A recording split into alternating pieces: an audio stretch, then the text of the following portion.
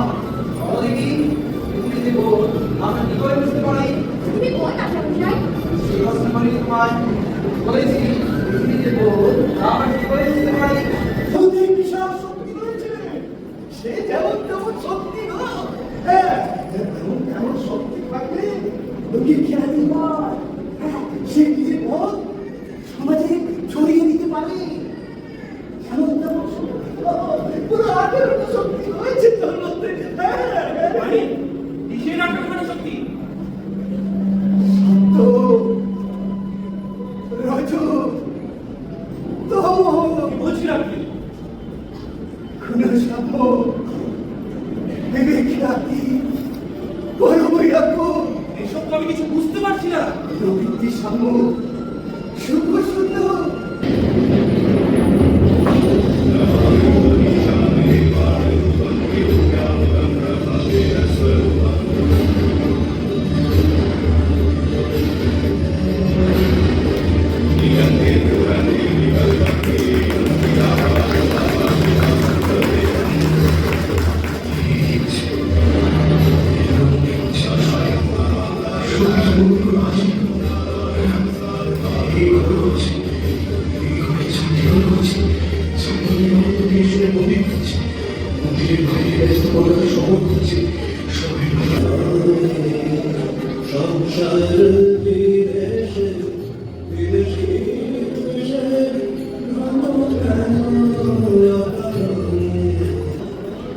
আমি কি আপনার কথা শুনবার জন্য আসি? আমি আসি আপনাকে ভালোবাসি বলে। আপনাকে ভালো লাগে তাই তো ছুটে আসি।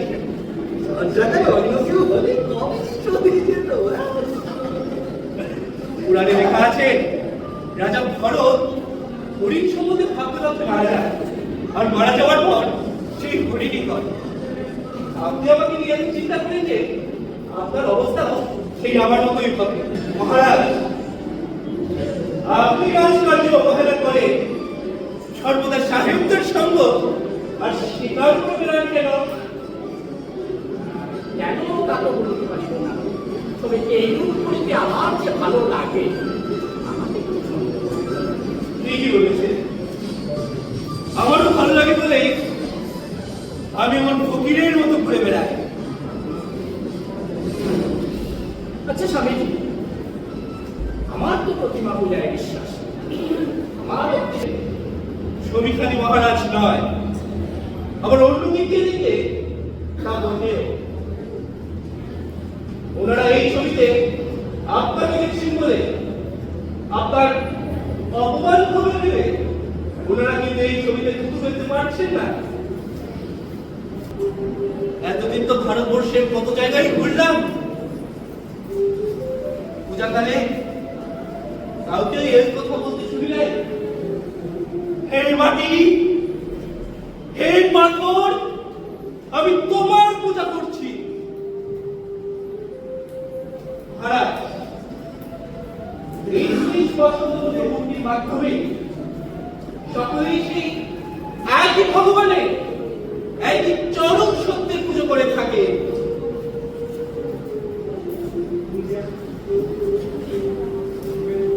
আমায় ক্ষমা করবেন স্বামী, আপনি আমার চোখ খুলে দিলেন। আমার ধন্যবাদ।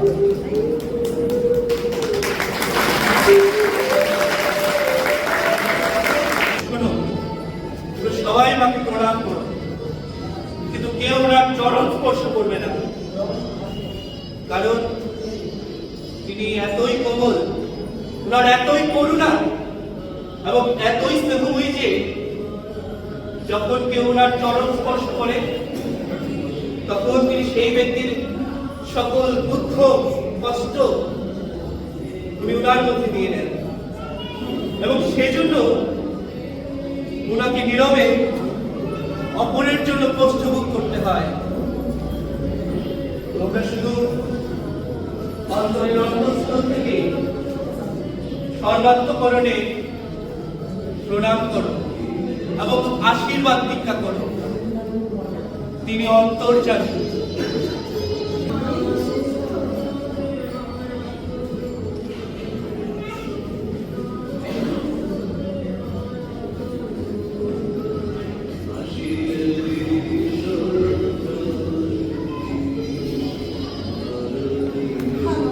তোমার মাধ্যমে এইসব মহৎ ও বৃহৎ কাজগুলি করাচ্ছে। তুমি ঠাকুরের চিহ্নিত শিষ্য ও সন্তান। আমি ঠাকুরের বাণী প্রচার করতে চাই এবং এই জন্য একটি সংঘ স্থাপন করতে চাই, কিন্তু যতই দ্রুত করতে চাই আমি যে কিছুই পেরে উঠছি না মা।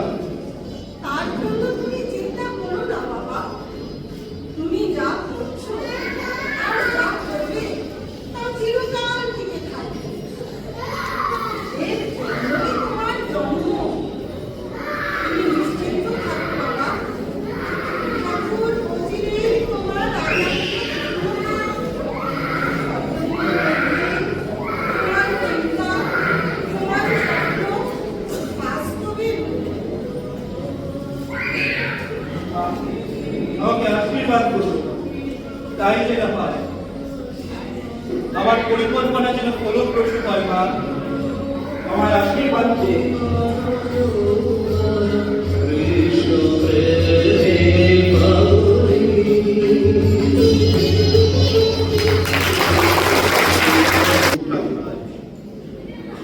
রাত 10:30 স্বামীজির হৃদযন্ত্র বন্ধ হয়ে গেল।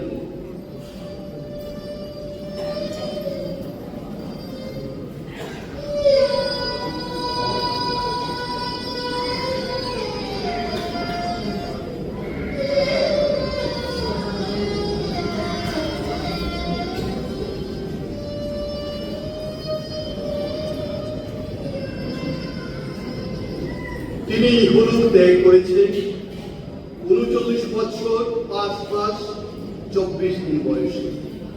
তিনি কথা রেখেছেন, তিনি বলেছিলেন আমি 40 দেখব না। আজও বেলুর মঠের মন্দির অভ্যন্তরে স্থাপিত বিবেকানন্দের মর্মর প্রতিকৃতির দিকে চাইলে মনে হয় যোগাসনে মহাধ্যানে মগ্ন যুবক। জয় বিবেকানন্দ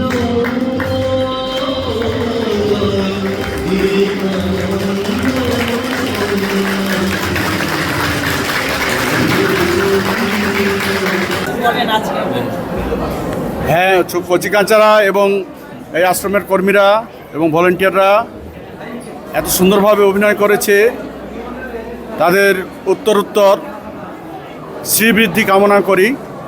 এই অভিজ্ঞতাটাকে কাজে লাগিয়ে তারা ভবিষ্যতে খুবই ভালো অভিনয় শৈলী প্রদর্শন করবে।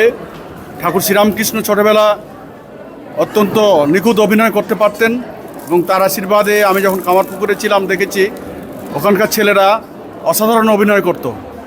এখানেও ছেলেমেয়েরা এবং আমাদের কর্মীরা ভলেন্টিয়াররা খুবই ভালো অভিনয় করবে এবং এই অভিজ্ঞতাকে কাজে লাগিয়ে তারা উত্তরোত্তর তাদের এই মান উত্তরোত্তর বৃদ্ধি করবে, এইটা ঠাকুরের কাছে প্রার্থনা করি।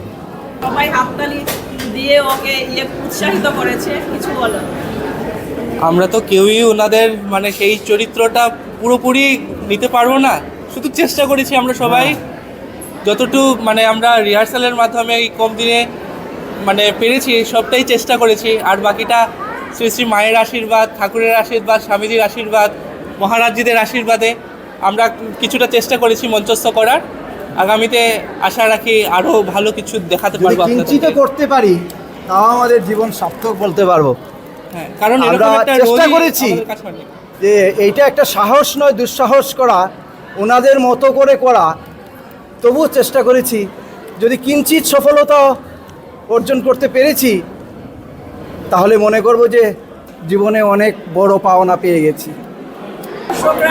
দর্শকরা সবাই খুব ভালো বলেছেন, আপনাদের ক্যারেক্টার যেগুলো একদম পুরো ফুটিয়ে উঠেছেন।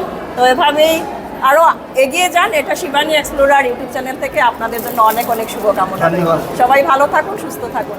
ফিরছি আরও একটা ছোট্ট ভিডিও নিয়ে আপনাদের সামনে এসে আবারও হাজির হচ্ছি।